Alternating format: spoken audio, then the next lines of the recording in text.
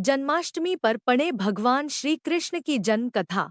भाद्रपद कृष्ण अष्टमी को श्री कृष्ण जन्माष्टमी कहते हैं, क्योंकि यह दिन भगवान श्री कृष्ण का जन्म दिवस माना जाता है।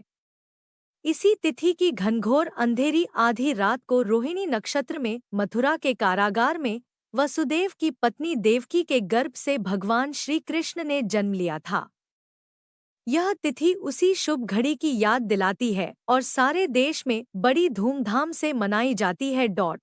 जन्माष्टमी के दिन भगवान श्री कृष्ण की जन्म संबंधी कथा भी सुनते सुनाते हैं, जो इस प्रकार है। द्वापर युग में भोजवंशी राजा उग्रसेन मथुरा में राज्य करता था।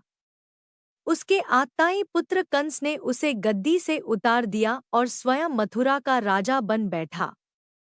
कंस की एक बहन देवकी थी, जिसका विवाह वसुदेव नामक यदुवंशी सरदार से हुआ था।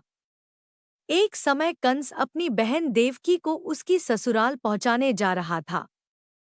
रास्ते में आकाशवाणी हुई, हे कंस, जिस देवकी को तू बड़े प्रेम से ले जा रहा है, उसी में तेरा काल बसता है। इसी के गर्भ से उत्पन्न 8वां बालक तेरा वध करेगा। यह सुनकर कंस वसुदेव को मारने के लिए उद्यत हुआ। तब देवकी ने उससे विनयपूर्वक कहा, मेरे गर्भ से जो संतान होगी, उसे मैं तुम्हारे सामने ला दूंगी। बहनोई को मारने से क्या लाभ है? कंस ने देवकी की बात मान ली और मथुरा वापस चला आया।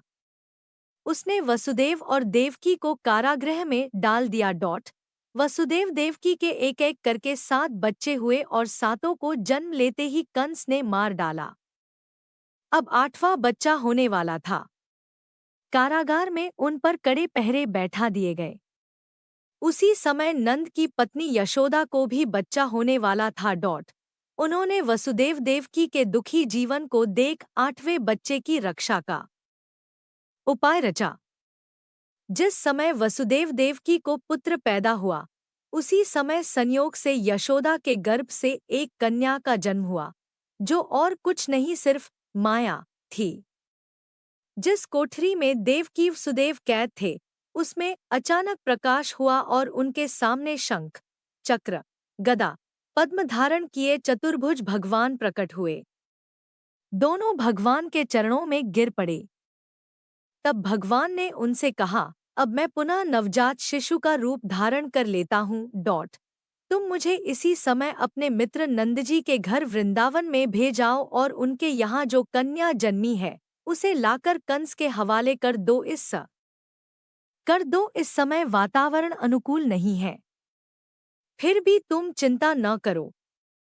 जागते हुए पहरेदार सो जाएंगे, कारागृह के फाटक अपने आप खुल जाएंगे और उफनती अथाह यमुना तुमको पार जाने का मार्ग दे देगी। उसी समय वसुदेव नवजात शिशुरूप श्री कृष्ण को सूप में रखकर कारागृह से निकल पड़े और अथाह यमुना को पार कर नंदजी के घर पहुँचे। वहां उन्होंने नवजात शिशु को यशोदा के साथ सुला दिया और कन्या को लेकर मथुरा आ गए। कारागृह के फाटक पूर्ववत बंद हो गए। अब कंस को सूचना मिली कि वसुदेव देवकी को बच्चा पैदा हुआ है। उसने बंदीगृह में जाकर देवकी के हाथ से नवजात कन्या को छीनकर पृथ्वी पर पटक देना चाहा, परंतु वह कन्या आकाश में उड़ गई और वहां से कहा, अरे मूर्ख, मुझे मारने से क्या होगा? तुझे मारने वाला तो वृंदावन में जा पहुंचा है। वह जल्द ही तुझे तेरे पापों का दंड देगा। यह है कृष्ण जन्म की कथा।